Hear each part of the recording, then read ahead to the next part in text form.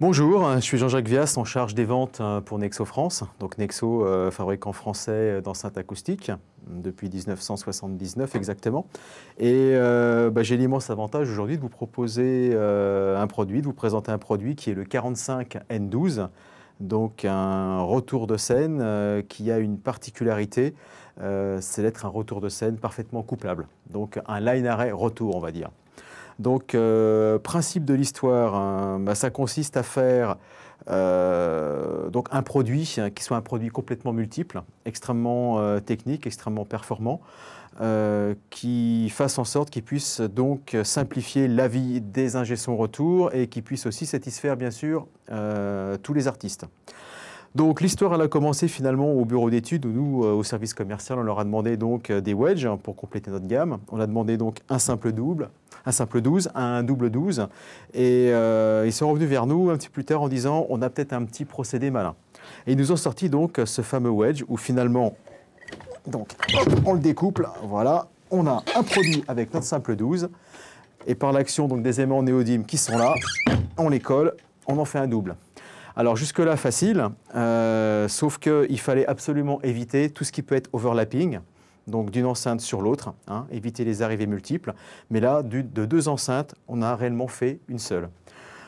Principe de l'histoire, on a un pavillon donc ici qui est couplable par rapport à l'autre, avec des angles de dispersion donc de 22 degrés 5, 30 degrés. Et par rapport à l'axe ici, on a 40 et 15. C'est un produit qui va fonctionner donc avec une bonne pression de l'aigu jusqu'à 2,50 m et qui est extrêmement donc directif. À partir de là, je dirais c'est vrai que c'est une solution assez pratique puisque donc on a une grosse évolution technique. On va prendre directement une application où on aurait une solution d'une zone éventuellement à couvrir.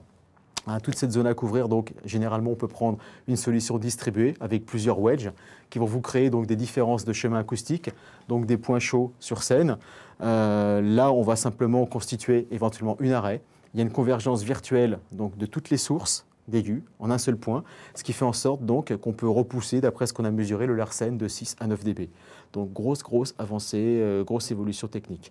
Ce produit est assez simple en même temps dans son ergonomie, puisqu'il dispose donc d'aimants néodymes. On n'a pas, je dirais, de ball lock dans les poches ou autre.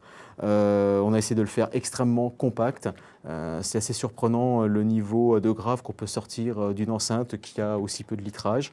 On a à l'intérieur donc des composants de haute qualité avec un 12 pouces à très longue excursion, des pièces donc de mise en phase sur le grave qui nous permettent de recréer des centres acoustiques ici et là. Donc finalement au lieu de les avoir ici. Donc les centres acoustiques étant plus proches, on peut se permettre aussi de remonter la fréquence de coupure, faire travailler les moteurs sur donc, les fréquences intéressantes et vraiment d'être avec un raccord, je dirais aussi dans le grave. Que vous dire de plus, ce produit est actif avec une possibilité de fonctionnement en passif. Au jour d'aujourd'hui, nous sommes les seuls à avoir, je dirais, ce procédé. Ça commence à démarrer très fort dans le live.